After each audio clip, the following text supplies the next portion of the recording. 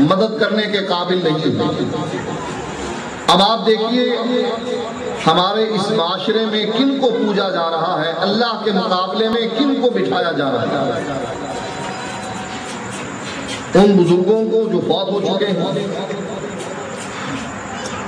اور وہ بزرگ جن کو پوجا جاتا ہے، جن کو مشکلوں میں پکارا جاتا ہے، جن کے نام کی دہائی دی جاتی ہے، جن کے نعرے بلند کیے جاتے ہیں، جن کے نام پر نذر و نیاز چڑھائی جاتی ہے، وہ انسان تھے یا خالق تھے؟ اگر انسان تھے تو وہ پانی کی اس بوند سے پیدا ہوئے تھے جس سے پوری بنی آدم پیدا ہوئی۔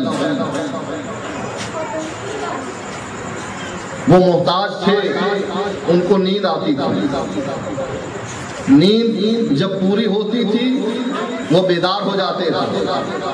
وہ اس بات کی طاقت نہیں رکھتے تھے کہ ہمیشہ سوئے رہیں، اور وہ اس بات کی بھی طاقت نہیں رکھتے تھے کہ ہمیشہ جاگتے رہیں۔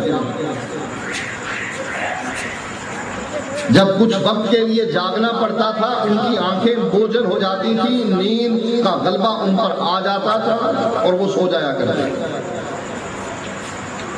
یہ تو عام انسان ہے۔ انسانوں کے سردار محمد الرسول اللہ صلی اللہ علیہ وآلہ وسلم ایک سفر سے واپس آ رہے ہیں۔ فجر کی نماز کا وقت قریب ہے، تھوڑا سا وقفہ ہے۔ نبی اکرم صلی اللہ علیہ وآلہ وسلم چاہتے ہیں کہ اس وقفے میں آرام کر لیں، لیکن آپ چاہتے ہیں کہ کوئی ہمیں جگانے والا موجود ہونا چاہیے کہ جو ہمیں نماز کے وقت جگا دے گا۔ حضرت بلال رضی اللہ تعالیٰ عنہ نے یہ ذمہ داری اپنے اوپر لی۔ کہا اللہ کے نبی آپ آرام کیجئے، آپ کے ساتھی آرام کریں، میں جاگتا ہوں، جب نماز کا وقت قریب آ جائے گا میں آپ لوگوں کو جگا دوں گا، آپ لوگ نماز پڑھ لیجیے۔ حضرت بلال رضی اللہ تعالی عنہ اللہ کی عبادت میں مشغول ہو گئے، نماز پڑھنے میں مشغول ہو گئے۔ جب فجر کا وقت قریب ہوا تو مشرق کی طرف منہ کر کے بیٹھ گئے کہ اب جو ہی پود پھوٹے گی میں نبی اکرم صلی اللہ علیہ وآلہ وسلم کو جگا دوں گا تاکہ آپ نماز کی تیاری کریں اور نماز پڑھیں۔ حضرت بلال کجاوا پڑا تھا، اس کجاوے کے ساتھ ٹیک لگا کر مشرق کی طرف منہ کر کر بیٹھ گئے کہ جو ہی پو پھوٹتی ہے میں اللہ کے نبی کو جگا دوں گا۔ تھکے ہوئے تو سب تھے، حضرت بلال بھی سفر کر کے آئے تھے۔ حضرت بلال نے جو ہی ٹیک لگائی سو گئے۔ سب سے پہلے محمد الرسول اللہ صلی اللہ علیہ وآلہ وسلم کی آنکھ کھلی، اور جب آپ کی آنکھ کھلی سورج طلوع ہو چکا تھا اور اس کی گرمی نے آپ کو جگایا۔ آپ نے فوراً آواز دی بلال۔ حضرت بلال بھی آنکھیں ملتے ہوئے اٹھے۔ پوچھا بلال یہ کیا کیا؟ کہا اللہ کے نبی جس اللہ نے آپ کی روح کو قبض کر لیا اسی اللہ نے میری روح کو بھی قبض کر لیا۔ میں بھی نماز پڑھتا رہا، میں نے دیکھا کہ وقت قریب ہے، میں اپنے سامان کجاوے سے ٹیک لگا کر بیٹھ گیا کہ میں دیکھوں کہ جو ہی پو پھوٹتی ہے میں اللہ کے نبی کو جگاؤں۔ میں یہ دیکھنے کے لیے بیٹھا ہی تھا، ٹیک لگاتے ہی میری روح کو بھی اللہ قبض کر کے لے گیا اور میں بھی سو گیا۔ نبی اکرم صلی اللہ علیہ وآلہ وسلم اپنے صحابہ سے کہتے ہیں اٹھو، اس جگہ سے نکلو، آگے جا کر نماز پڑھتے ہیں۔ یہ اس کی بات ہے جو کائنات میں سب سے افضل ہے، مخلوق میں کائنات کا سردار ہے، انبیاء کا سردار ہے، قیامت کے دن ہماری سفارش کرائے گا، ہمارے گناہوں کی معافی لے کر دے گا، اللہ کے عرش کا پایا تھام کر سجدے میں گرے گا، اللہ اس سے کہے گا ارفع رأسک سل تؤتا، اے محمد الرسول اللہ اپنا سر اٹھائیے، آپ مانگیے میں آپ کے کے سوال کو پورا کروں۔ اس کی یہ حالت ہے کہ جب وہ تھکتا ہے، نیند اس پر غالب آ جاتی ہے، فجر کی نماز قضا ہو جاتی ہے، سورج کی گرمی اس کو جگاتی ہے، ثابت یہ ہوا کہ افضل البشر بھی محتاج ہے، مجبور ہے کہ جب تھک جائے تو سونا پڑے گا، اور جب سو کر نیند پوری کرے ناممکن ہے کہ وہ کہے کہ میں 2-4 دن سویا رہوں، اس کو اٹھنا پڑے گا، اس کی آنکھ خود بخود کھل جائے گی۔ کوئی بھی پیر، کوئی بھی بزرگ، کوئی بھی ولی، آپ اس کو کہیں مسلسل چلتے رہو، کتنے دن چلے گا؟ 1 دن، 2 دن، آخرکار تھک کر گر جائے گا، بیٹھ جائے گا، لیٹ جائے گا۔ آپ اس ولی کو کہو 2 دن لیٹے رہو، اٹھنا نہیں ہے، مجبور ہو کر اٹھ بیٹھے گا۔ اگر آپ اس کو کہو کہ بیٹھے رہو 2 دن، کھڑے نہیں ہونا، پہلے کہو لیٹے رہو، بیٹھنا نہیں ہے، یہ مجبور ہو کر بیٹھ جائے گا۔ جب بیٹھا ہے تو وہ بیٹھے رہو، کھڑے نہیں ہونا، یہ مجبور ہو کر کھڑے ہو جائے گا۔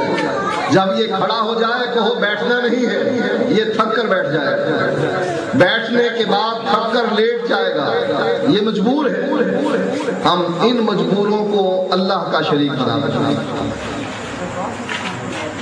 اچھا بتلائیے، یہ اولیاء اللہ جب کھانا کھاتے تھے، پیٹ بھرتا تھا، کیا ان کے لیے ممکن تھا کہ یہ ٹائلٹ نہ جائیں؟ 6 گھنٹے، 8 گھنٹے، 12 گھنٹے آپ ان پر پابندی لگا دیں کہ آپ نے ٹائلٹ نہیں جانا، ممکن ہے کہ یہ آپ کی بات مان لیں اور ٹائلٹ نہ جانا؟ یہ مجبور ہے، ٹائلٹ جانا پڑتا ہے، اور پھر یہ ٹائلٹ سے ان کو اٹھنا پڑتا، یہ نہیں کہ 2-4 دن وہاں بیٹھے رہتے۔ ہم نے ان لوگوں کو اللہ کا شریک بنایا جو زندگی میں مجبور رہے، اور جو مر گئے، جب مر گئے پھر ان کی حالت کیا ہو گئی کہ پہلے چلتے تھے اب چل نہیں سکتے، پہلے بیٹھتے تھے اب بیٹھ نہیں سکتے، پہلے بولتے تھے اب بول نہیں سکتے، پہلے سنتے تھے اب سن نہیں سکتے، پہلے دیکھتے تھے اب دیکھ نہیں سکتے۔ چارپائی پر لیٹے ہیں، ان کو بازوؤں اور ٹانگوں سے پکڑ کر لکڑی کے تختے پر ڈالو، تمہاری مرضی ہے، ورنہ یہ چارپائی پر لیٹے رہیں گے۔ ان کے اندر اتنی طاقت نہیں کہ لکڑی کے تختے پر جا کر لیٹ جائیں تاکہ ان کو غسل دیا جائے۔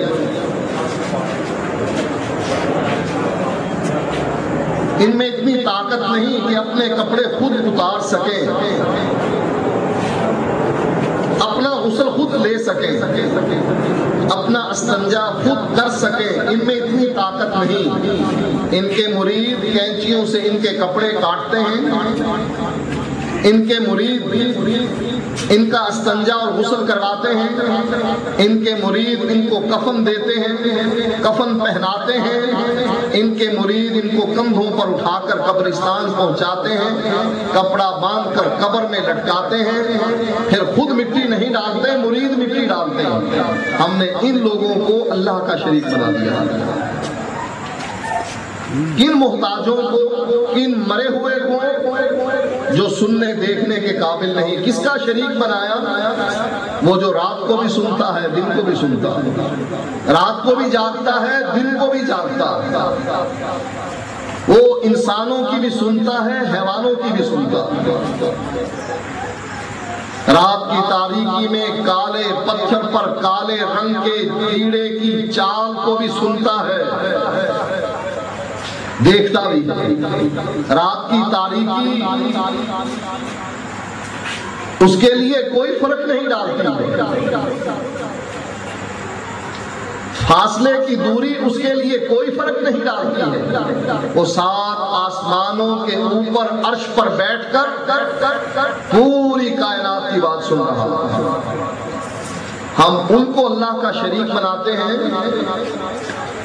جو ایک وقت میں ایک آدمی کی بات سنتے ہیں، 2 آدمی کی بات نہیں سن سکتے۔ تجربہ کر کے دیکھ لیں،